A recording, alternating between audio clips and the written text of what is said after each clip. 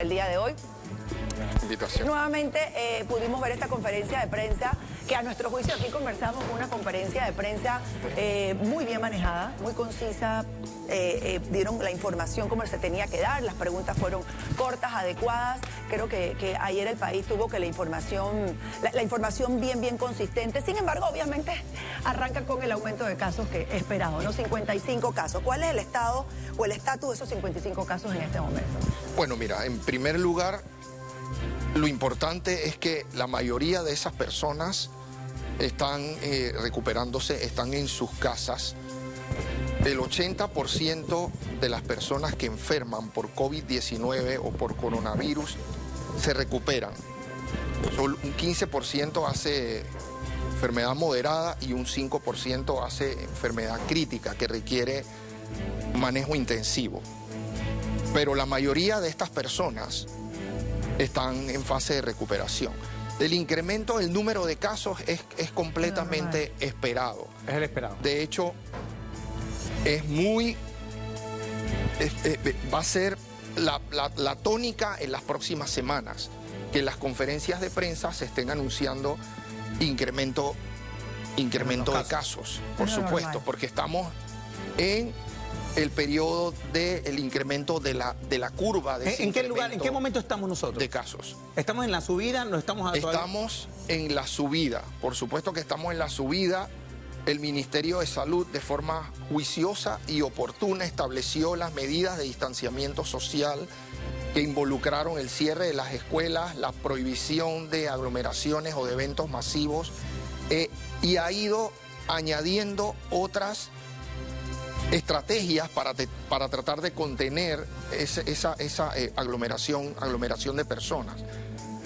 Nosotros, por supuesto, que en unas 2 o 3 semanas de implementadas estas medidas tendríamos que ver cuál va a ser el impacto sobre este incremento potencial de los casos. Doctor, vamos a hablar lo que la gente está preguntándonos en las redes sociales, porque creo que esto es importante nosotros como manera de docencia, aclarar lo que la gente nos pregunta y obviamente ser un canal para un profesional como usted.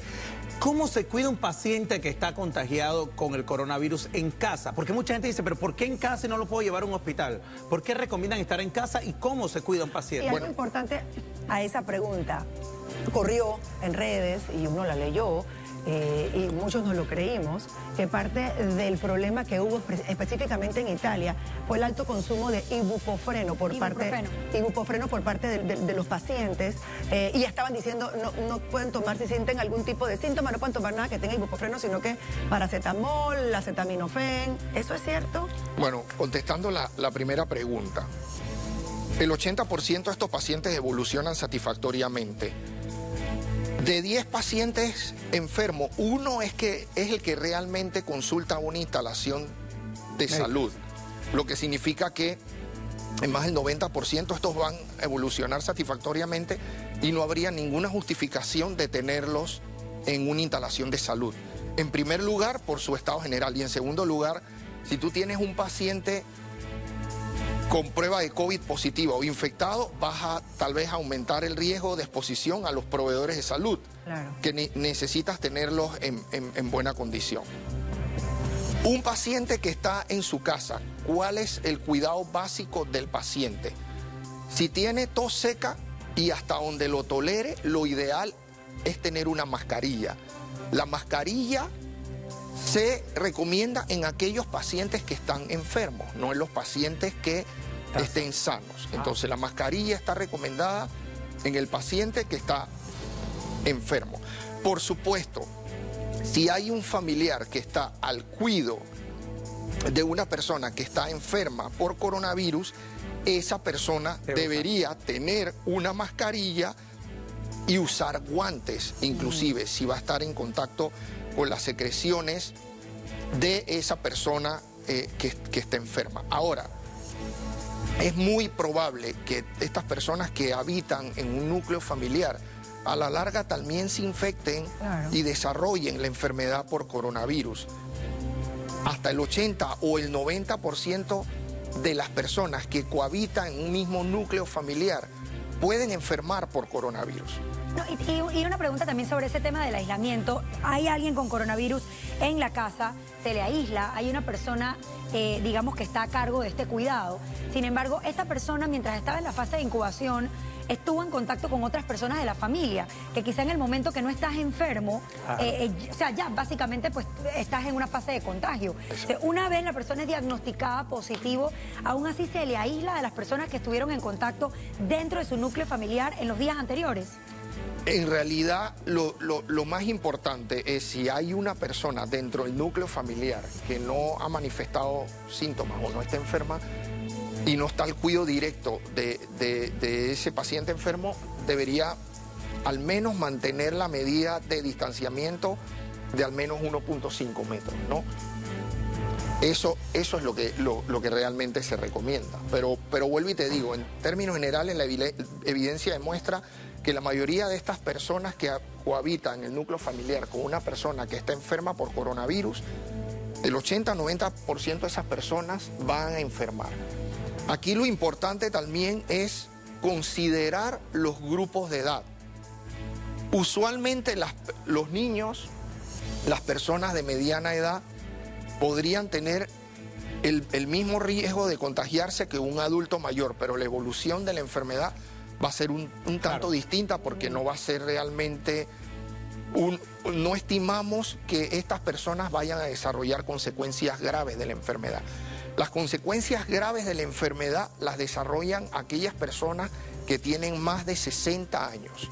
Para que tengas una idea, las personas entre 70 y 79 años tienen un riesgo de 8% de morir por enfermedad por coronavirus y aquellas de más de 80 años tienen hasta un 15% riesgo de morir de enfermedad por coronavirus. Entonces, todas estas medidas de distanciamiento social que el Ministerio de Salud ha implementado de alguna u otra forma se hacen también para evitar aglomeraciones o participación en eventos masivos de personas de más de 60 años, número uno. Número dos, aquellos jóvenes deberían también acatar esa medida de distanciamiento social, porque si bien es cierto, ellos no podrían verse comprometidos desde el punto de vista de su salud, pero sí podrían contaminarse y llevar el virus a las personas que son realmente susceptibles. Entonces aquí el llamado de atención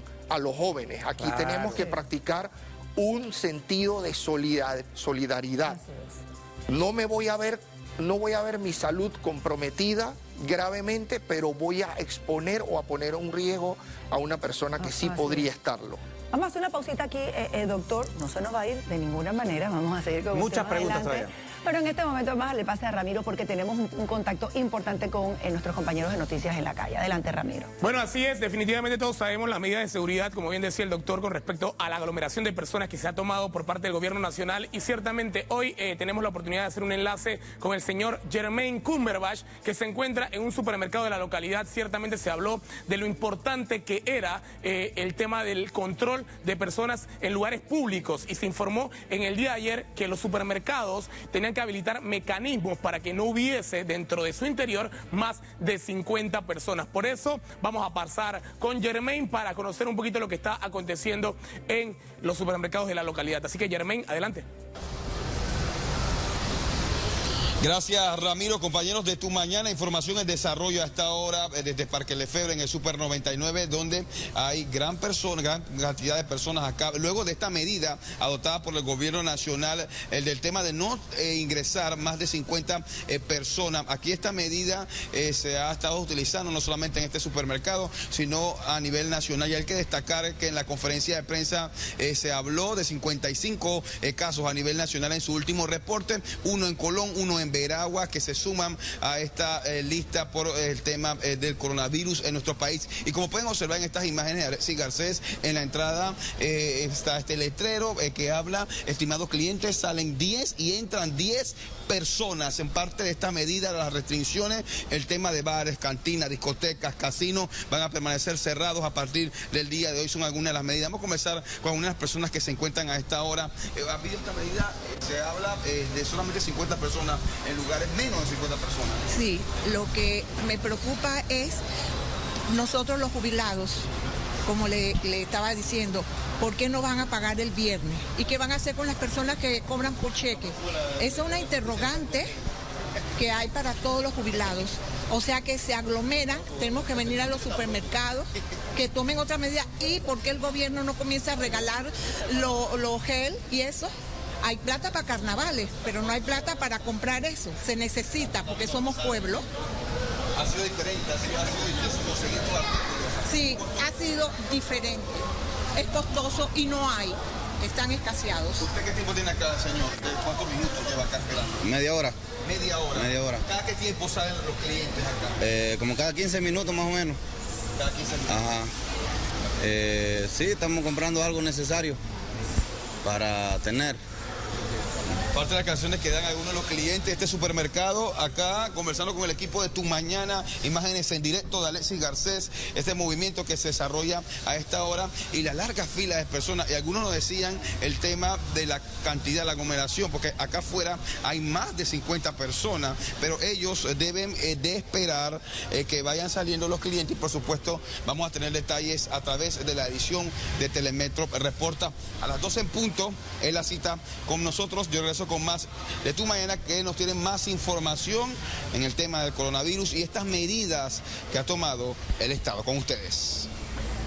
Bueno, queremos agradecerle mucho a Germain por la información que nos tiene un supermercado de la localidad. Bueno, también escuchábamos a las personas que estaban realmente preocupadas por otro tipo de aristas que tienen que ver con la prohibición y la aglomeración de personas en gran cantidad, como bien mencionaba ayer el gobierno nacional, daba en su comunicado, entre muchas otras cosas, el tema de que los supermercados también tenían que ser abastecidos primero que todo y obviamente también una cantidad de personas no mayor a 50 podrían estar dentro de los mismos. Así que bueno, vamos a continuar con el tema, muchachos. Oye, aquí estamos haciendo unas preguntitas, Karen, ¿eh? Retomando eso, entonces, la información se mantiene, porque ayer hubo, obviamente, una confusión en la comunicación oficial de parte del Ministerio de Salud. Colgaron un comunicado, luego lo bajaron, luego colgaron otro, luego lo bajaron. Luego mandaron uno final mucho más escueto, conciso y más claro, dejando claro y en evidencia los locales que hoy cierran. El comercio en general hoy se mantiene abierto, los supermercados siguen con estas limitaciones de cantidad de gente adentro. Se está tomando las mismas medidas para todos los comercios que aún continúan abiertos, hay tiendas que están abiertas. En cuanto al limitante de cantidad de personas, porque se están haciendo el control en el supermercado, pero en los almacenes no. Sí, bueno, la autoridad sanitaria no quiere ser coercitiva ni impositiva. Aquí nosotros tenemos que entender que el cuidado de la salud empieza por nosotros mismos. Sí, un tema de y por tanto, si el Ministerio de Salud ha establecido una medida de distanciamiento social y de evitar aglomeraciones, lo ideal sería que si yo en este momento no tengo que hacer una compra necesaria, yo me quede en mi casa. Estamos viendo las filas afuera del supermercado. Sí, o sea, está evitando adentro, pero afuera está el aglomerado. Exacto. Esas son situaciones que inclusive deberían ser resueltas por estas instalaciones de salud. Una forma moderna de hacerlo tal vez sería promoviendo más el delivery para evitar que estas personas hagan estas filas, de hecho estén aglomeradas menos de 1 metro, porque entonces visualmente no estamos practicando lo que predicamos. Doctor, y esas personas, estuvimos viendo en las pantallas ahorita el reporte de Germain, había incluso personas de avanzada edad en esa fila. O sea, se le ha dicho 200.000 veces a las personas que corren más riesgo, y estamos viendo casualmente lo que usted está mencionando en este reportaje de personas formando fila a distancias cortas y entre esas personas de tercera edad. Sí, estas personas deben mantenerse en su casa. Así es. Ese es el mensaje que a mí me gustaría compartir con la teleaudiencia. Personas de tercera edad, de más de 60 años, por favor, quédense en su casa. Ahora, la gente también tiende a asustarse muchísimo por la cantidad de noticias que se comparten en tema de las redes sociales. Muchas de ellas ni siquiera son ciertas, ni siquiera provienen de una fuente confiable.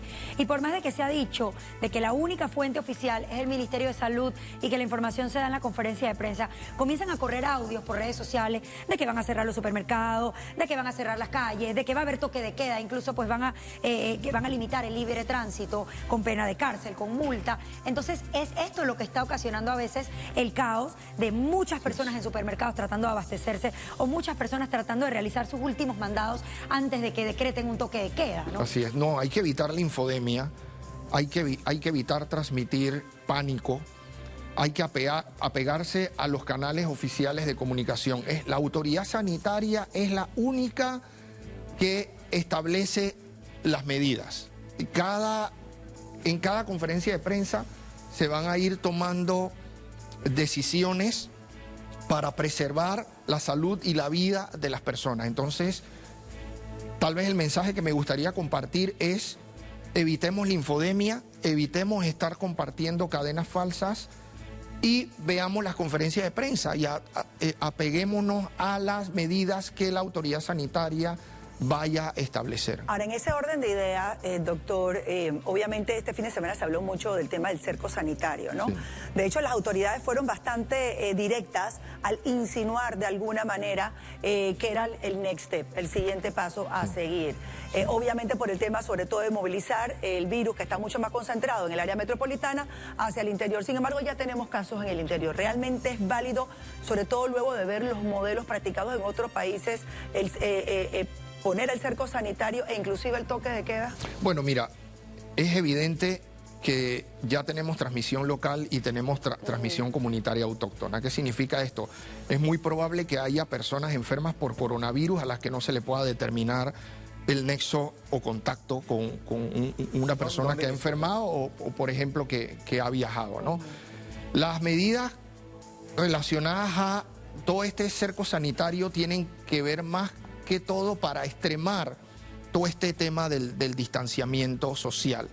Si al final las personas no ejercemos todo este aspecto que tiene que ver con el autocuidado, entonces la autoridad sanitaria tendrá que establecer medidas un tanto más impositivas y coercitivas. Ahí mandaron fotos de la lotería donde, a pesar de todo este llamado que se le ha hecho a las personas de quedarse en su casa, insisten en aglomerarse en sitios puntuales, ¿no? Entonces, todas estas cosas podrían llevar a la autoridad sanitaria a tomar una medida impositiva o coercitiva. Está dentro de las posibilidades. Está dentro del estado de emergencia. Yo no la descartaría. Va a depender mucho del comportamiento que lleven las personas, porque hasta el momento sí se toman las medidas, pero como usted lo dice, circulan fotos. Bueno, el fin de semana la famosa foto de la gente yendo para las playas en el interior del país, incluso pues provocando cierre de calle en la carretera de los mismos residentes diciendo, para aquí no pasa nadie. Entonces ocurre, es como esta pequeña guerra civil, pues, de los que no quieren recibir ese tipo de contacto. Nosotros tenemos el comunicado en este momento, el oficial, que emite el Ministerio de Salud, después de las correcciones, porque sí, se había subido una primera versión, luego se baja, y este es el oficial donde se especifica cuáles son los locales comerciales que se mantienen cerrados, Rolo. Dice, aclaración, lamentamos la confusión que se ha generado y reiteramos que estos son los establecimientos que permanecerán cerrados a partir del lunes 16 de marzo del 2020. Bares, discotecas, cantinas, parrilladas, salas de fiestas, circos, billares, teatros, cines, piscinas, canchas deportivas, gimnasios, parques infantiles, jorones, casinos, centros de convenciones, incluyendo los centros de convenciones dentro de hoteles, circuitos de motocicletas y centros deportivos. Y los establecimientos que concentren a 50 personas o más al mismo tiempo se les aplicarán sanciones. A mí me da risa que el gobierno tenga que llegar a este nivel de detalle cuando es tan lógico, evidente y se cae la mata, como decimos en buen panameño, que ni siquiera tendríamos que hacer un listado. O sea, todo lo que simple y sencillamente hay una convergencia de personas debería estar eliminado. Porque es que hay unas amigas mías que, ¿y las canchas de pádel? Y las canchas de tenis. Pero por eso, no salga de tu casa. Por eso yo creo que especifica el gobierno y el Estado. Mira, a nivel de especificación que tenemos que llegar como si fuéramos niños chiquitos. Ahora, hay otra consulta. A la gente hay que describirle las cosas porque nosotros los panameños a veces no entendemos, doctor, bien las cosas. Me están preguntando muchísimo el tema de las trabajadoras domésticas, ¿no? Aquellas que tienen que movilizarse en transporte colectivo para llegar a sus trabajos y entran y salen de las casas, ¿no? Entonces, muchas familias en este país, de papá y mamá que trabajan y que obviamente dejan al cuidado de la casa y de sus hijos, esta fuerza laboral importante en nuestro país. ¿Cuál es la recomendación? Evidentemente nadie quiere dejar a su personal de servicio sin trabajo y sin su ingreso, que lo necesitan en este momento, hasta necesitan el trabajo, pero es una movilización constante y frecuente. Sobre todo las que viajan, las que no duermen. Exacto, las que no duermen. No, bueno, ahí la recomendación son las medidas básicas de prevención, ¿no? El uso del agua y jabón, el uso del el gel alcoholado, el monitorizar si esta persona a la larga podría desarrollar o no síntomas respiratorios, y en esa circunstancia, sabes, el uso de la mascarilla, el distanciamiento al menos de 1 metro el resto del núcleo de personas. Son las medidas básicas, ¿no? La vida continúa, las colaboradoras domésticas también hacen su vida, y por tanto eso es lo que les podría recomendar, ¿no? Doctor, no hay ninguna recomendación de restricción territorial ni nada de esto. Hay una de las preguntas más comunes que nos hacen en los medios, y obviamente también los que tenemos hijos nos las hacemos constantemente. Los niños se infectan o se contaminan, o se contagian, la pregunta es la palabra, del coronavirus, porque muchos dicen, no, los niños no se contagian, otros dicen, sí, pero no mucho. O sea, hay una confusión con este tema. Hay el mismo riesgo de contagio que con el resto de los otros grupos de edad, pero a la fecha se ha podido demostrar que los niños tienen menos riesgo de complicaciones e inclusive de muerte. Del total de casos de personas enfermas se ha podido demostrar que el 2.4% corresponde al de los niños. Un 2.5% de los niños pueden hacer enfermedad de moderada a grave y un 0.5% hace enfermedad crítica. De hecho, no se ha descrito mortalidad en niños menores de 10 años. ¿Ah? Entonces, pero tenemos que tomar en consideración que los niños sí pueden ser una fuente de contagio y de transmisión para las personas que son vulnerables, que son los adultos de más de 60 años o aquellas personas que tienen enfermedades subyacentes como las enfermedades del corazón, las enfermedades cardiovasculares, la diabetes mellitus, las personas que tienen enfermedades renales. Esas son personas que podrían tener más predisposición a desarrollar enfermedad grave por coronavirus. Doctor, el tema de la fase en la que vivimos, no solamente en Panamá, sino en el mundo, ante la presencia del COVID-19, es un tema de que estamos tratando de aplanar esta curva. Sin embargo, el hecho de que tomemos estas medidas no significa que el virus va a desaparecer de la faz de la Tierra. Nosotros vamos a convivir con el coronavirus o con el COVID-19 para siempre. No lo sabemos. No lo sabemos. O sea, ¿se puede desaparecer 100%? Bueno, la historia natural de los coronavirus pasados, por ejemplo, el síndrome agudo respiratorio severo o el SARS, que se dio entre noviembre del 2002 y el verano del 2003, y se inició en Guangdong, China, afectó países del Asia como Vietnam, Singapur, países de Europa e inclusive países de América. Pero no fue una pandemia, Pero este es un virus que no fue una pandemia y que dejó de circular. Igual el MERS, que es el síndrome respiratorio del Oriente Medio, que empezó en Arabia Saudita en el 2002 y desapareció. Interesante. Ahora, este virus sí tomó una característica de pandemia, y habrá que ver si este es un virus que va en un momento determinado a desaparecer. Parecería poco probable ese escenario, sobre todo por el impacto que este virus ha tenido a nivel de todos los escenarios geográficos, o podría ser endémico, o sea, podría estar circulando y convivir con nosotros. Eso me lleva a la siguiente pregunta, doctor, del H1N1. O sea, nosotros tuvimos una crisis con un H1N1 que se supone era más agresivo, tenía una tasa de mortalidad más alta, y no recordamos estas medidas extremas. ¿Cuál es la diferencia real? Entonces uno se pregunta, Chuleta, ¿qué hay con el COVID-19 que supuestamente no tiene la tasa de mortalidad que tiene el H1N1? De hecho, tiene mucho menos infectados a nivel mundial. ¿El H1N1 llegó a ser pandemia? Déjame hacerte algunas aclaraciones. El virus H1N1 es menos letal, es 10 veces menos letal que el coronavirus. La tasa de letalidad, ¿qué es la tasa de letalidad? Es el número de enfermos, es el número de personas que fallecen como numerador sobre un total de infectados o enfermos.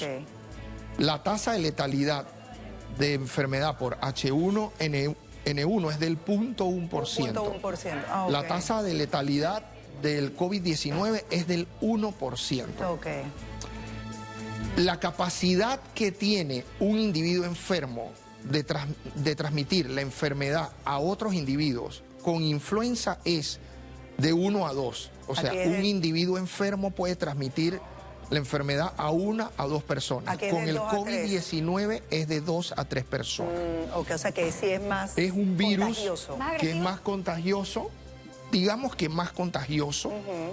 Es un virus que sí tiene una tasa de letalidad un poco más alta, a diferencia de la influenza A H1N1 que afectaba a niños, mujeres embarazadas, personas obesas y adultos con enfermedad subyacente.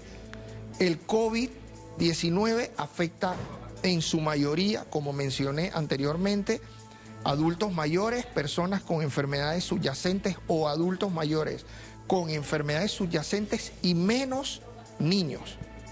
Claro. Ahora, ¿qué pasa? ¿Sí? Okay. O sea que el manejo es diferente porque las consecuencias van a ser con el tiempo diferentes, o sea, en términos del impacto que vaya a tener. Porque es que, claro, la gente, los que vivimos el H1N1 y que estamos asustadísimos, y sí es verdad ahora que lo dices, me acuerdo, porque yo tenía mis hijos estaban bien chiquitos y era el tema de los niños chiquitos, pero no cerraron escuelas, hubo como un manejo diferente. Entonces muchos, porque lo digo porque obviamente en redes uno ve, ¿qué hay detrás del COVID-19? Hay algo que no nos están diciendo, enseguida viene la suspicacia obviamente natural del ser humano, que siempre se está cuestionando, ¿no? ¿Qué hay detrás con tantas medidas realmente, ¿no? Cuando lo comparamos con otras pandemias que hemos tenido. Ahora, ¿la H1N1 llegó a ser una pandemia? Sí, por supuesto. Sí. De hecho, esa es una excelente pregunta. Mira, el mundo nunca ha escapado de las pandemias. Desde de 1918 a 1920 tuvimos la gripe española. ¿Que mató? Que mató Chuleta. 50 millones de personas. Después tuvimos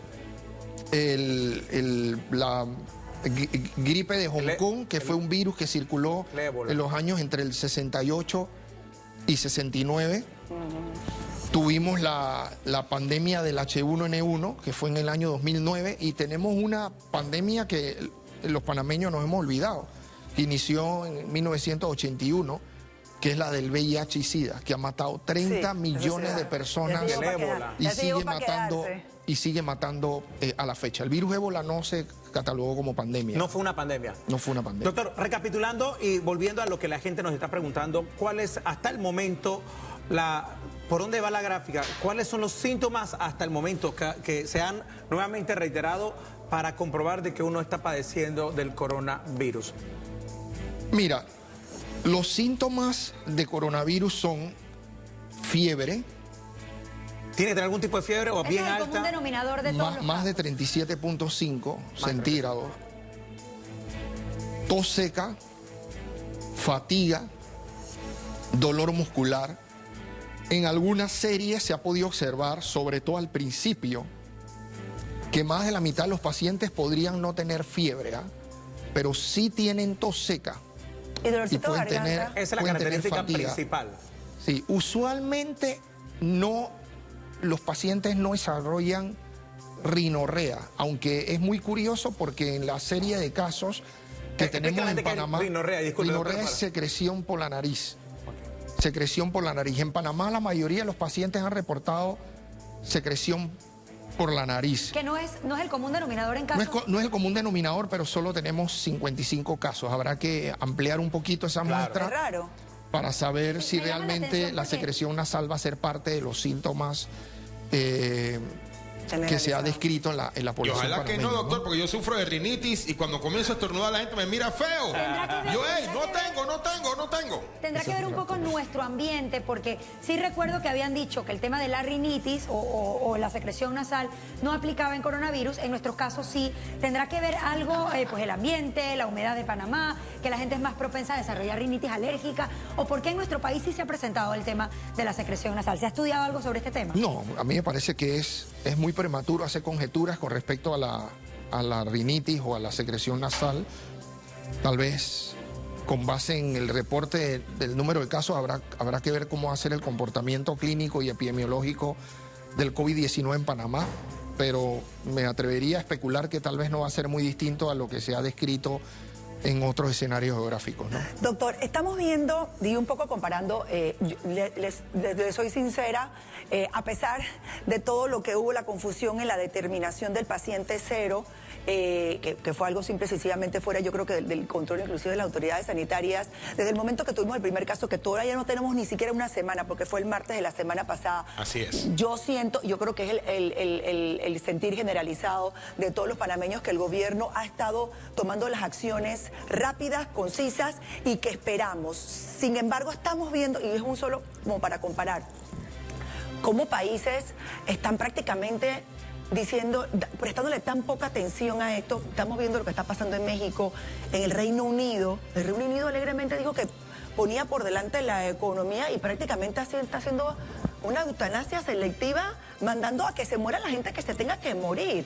O sea, de esta manera puede el mundo, de una manera globalizada, contrarrestar una pandemia cuando hay países que irresponsablemente no están haciendo lo que tienen que hacer. Sí, bueno, cada país establece las medidas en salud pública que crea convenientes implementar. Yo sí te puedo decir que el Ministerio de Salud de forma juiciosa estableció las medidas de distanciamiento social, inclusive en una etapa bastante temprana. Sí. ¿Por qué? Porque aquí la diferencia la hace el pensar por delante de lo que el virus está pensando hacer. Que no ha pasado en Italia, España. ¿Me entiendes? Exacto. Aquí es no subestimar la situación y de hecho el Ministerio de Salud estableció estas medidas de distanciamiento social bajo el precepto de que en Panamá ya había transmisión local o transmisión comunitaria autóctona, aún sin tener la certeza de que la hubiera.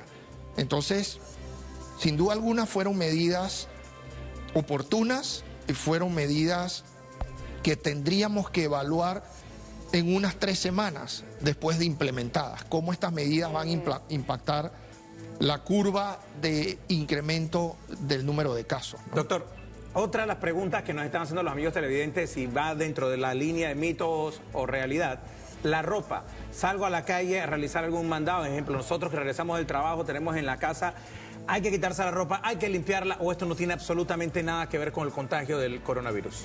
No, bueno, si estás enfermo y tienes un cuadro respiratorio, la recomendación es ponerte una mascarilla y usar tu gel alcoholado.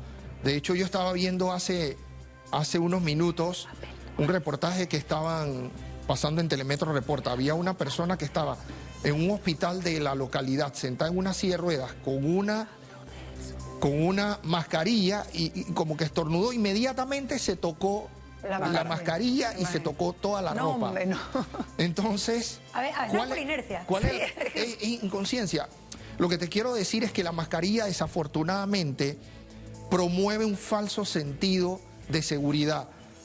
Porque usted la lleva puesta, pero entonces usted estornuda, se toca la mascarilla con la mano, se pasa la mano sobre la ropa y a la larga la mascarilla pierde su verdadera importancia.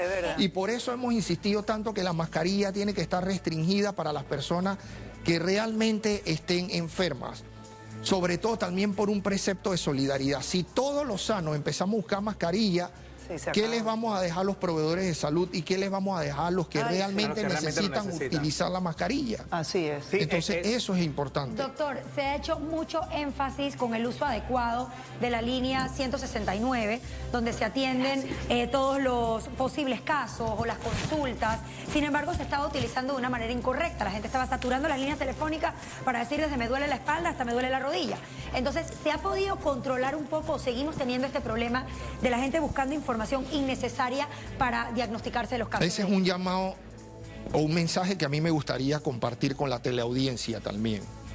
El uso racional y adecuado de la línea 169, porque las capacidades instaladas del sistema de salud no son infinitas, son finitas. Tenemos que partir de ese precepto.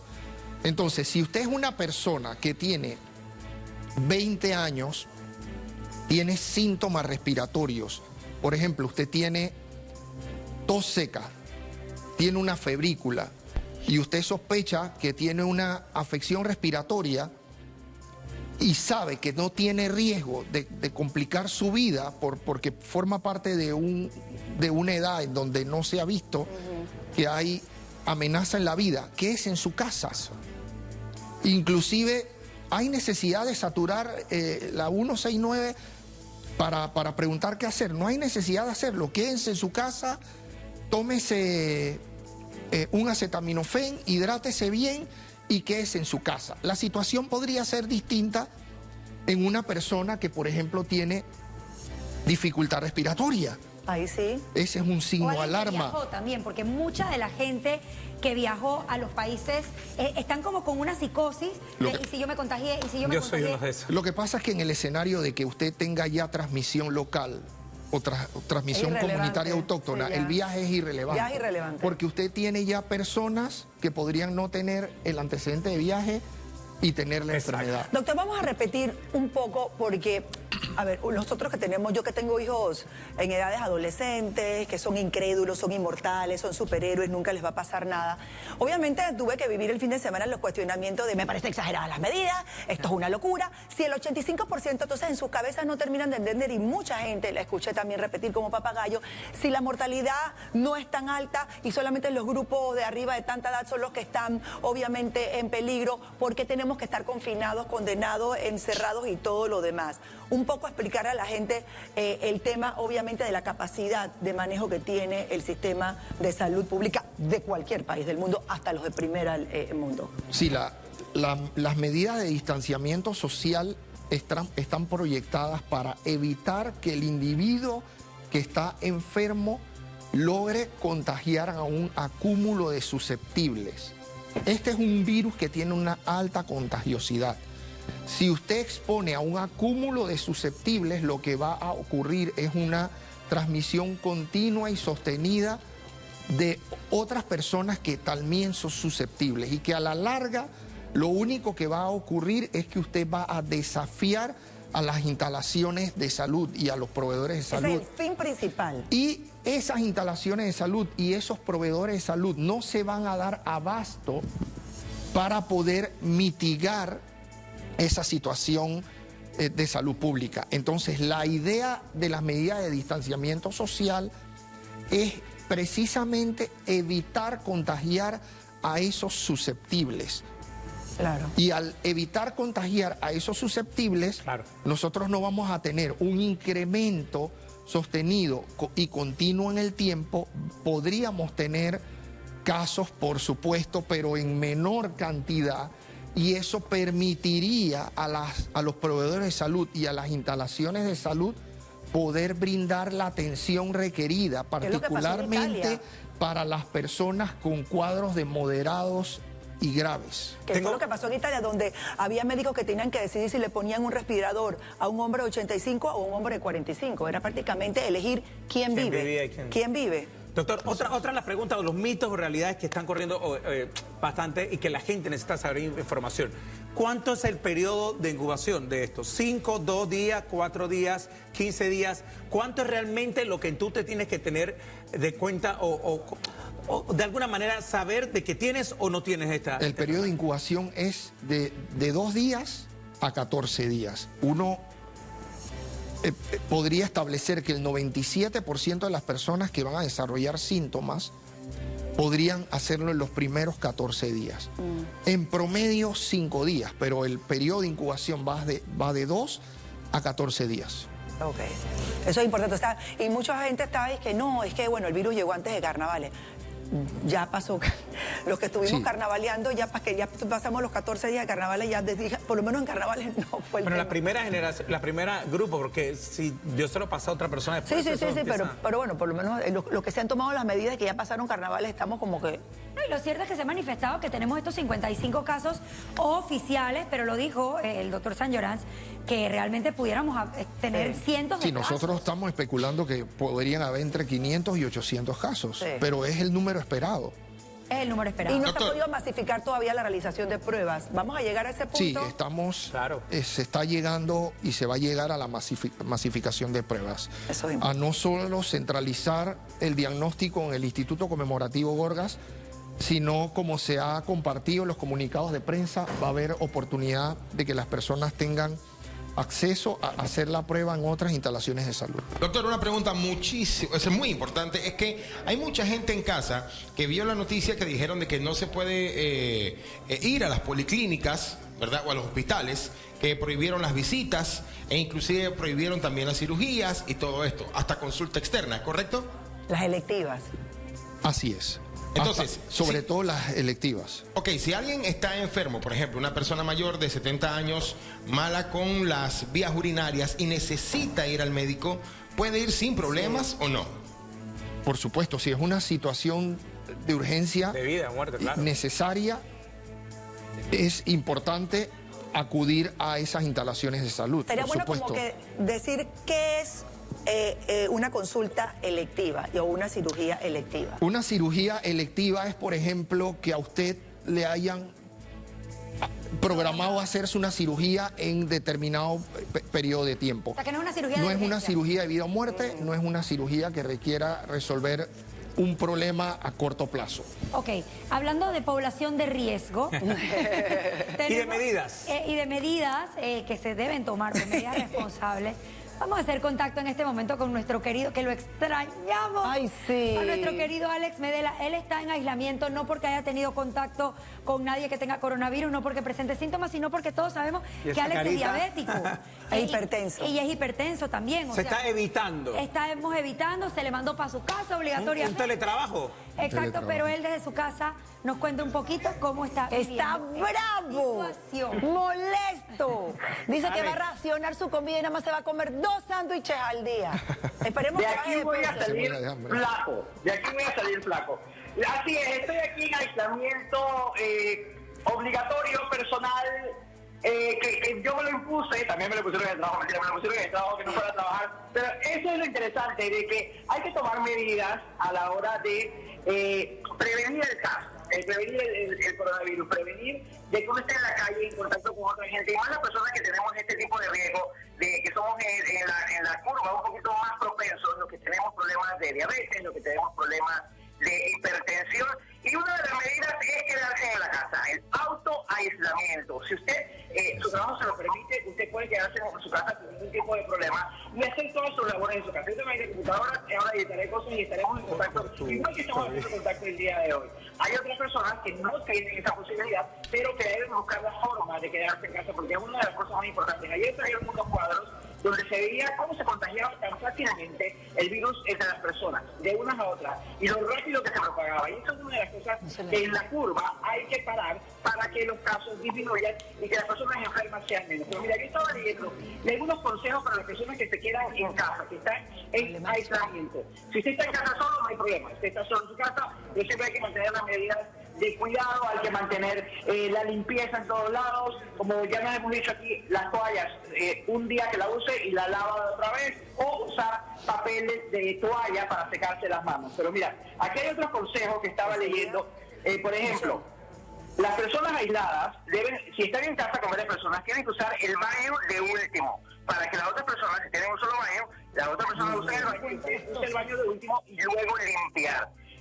No se debe compartir ni toallas ni artículos de tocador con la persona en aislamiento, y de ser posible es ideal que esté en un baño separado. A la hora de dormir, si lo puede mandar al sillón a la persona que está enferma, aunque se quede en la cama, y que alguien más que esté en el sillón también, porque si usted está compartiendo es un poco más rápido que se pueda propagar. Hay que mantener una distancia, por supuesto, de 2 metros en el hogar. A la hora de comer, si uno va solito en una esquina, si están en casa, mantener todas estas medidas de seguridad para a la hora de la hora usted no vaya a ser contagiado. Si hay alguien en casa ya con contagio, prevenirlo. Igual, si está en aislamiento, también prevenirlo para que no le vaya a usted a llegar ese coronavirus. Como sabemos, el coronavirus ya hemos hablado de todo aquí, hemos siempre tenido toda la información que le hemos estado dando, pero hay cosas que hay que tomar, hay que medidas que hay que tomar. Y ayer salieron muchos memes de los panameños, quédese en la casa, no vaya. Yo ayer veía en la televisión y en los medios. De aguantar mejor la Bueno, enfermedad. gracias Alex. Esto es parte de lo que llamamos responsabilidad, también parte de nuestra empresa. Si usted en su casa o en su lugar de oficina o de trabajo siente alguno de los síntomas o es una persona que puede estar dentro del cuadro, lo que pueda sufrir el coronavirus, quede en su casa. Se ha implementado en el gobierno o en el Estado ese teletrabajo, y esta es una de las formas de hacer lo que está haciendo Alex Medela, es una manera de prevención. Oye, no es que esté padeciendo, es una manera de prevención que tenemos que ser parte de esto. Y también. aparte de Alex, también nuestra querida Natalie Harris, y con ella sí tomamos la medida desde el día 1, desde la semana pasada. Sabemos que Natalie es una paciente de lupus. Propensa, claro. Ella tiene lupus y es una paciente con ¿cómo se dice? Con el sistema, ¿cómo se dice? Cuando las personas son inmunosuprimidas. Y desde la semana pasada se tomó la decisión de que Natalie no viniera al programa para evitar. Nosotros aquí en nuestro pequeño círculo tenemos a 2 compañeros que en este momento están tomando esa medida para proteger su propia Igual salud. si está resfriado, ¿ah? Antes de entrar a las consultas de WhatsApp, hoy me llegó a mí pues una consulta de una televidente que dice: yo tengo un hijo con epilepsia y realmente pues ya se me está acabando el medicamento y yo tengo que ir a buscar el medicamento porque es una enfermedad, Claro, una condición crónica. Fija y crónica de mi hijo. ¿Qué tiene que hacer este tipo de casos? ¿Pueden ir normalmente a la farmacia, al Seguro Social, a buscar su tratamiento, su medicamento, o qué se recomienda en este caso? Sí, por supuesto. Una enfermedad crónica como esta amerita un tratamiento continuado y sostenido. No se puede dejar de suspender el tratamiento contra la epilepsia, así que mi mensaje para ella es que vaya a las instalaciones de salud de la Caja de Seguro Social. Entiendo que de hecho los medicamentos van a ser proveídos por un término no menor de 6 meses para evitar precisamente que haya que ir continuamente a buscar medicamentos. Sí, es que hay el medicamento.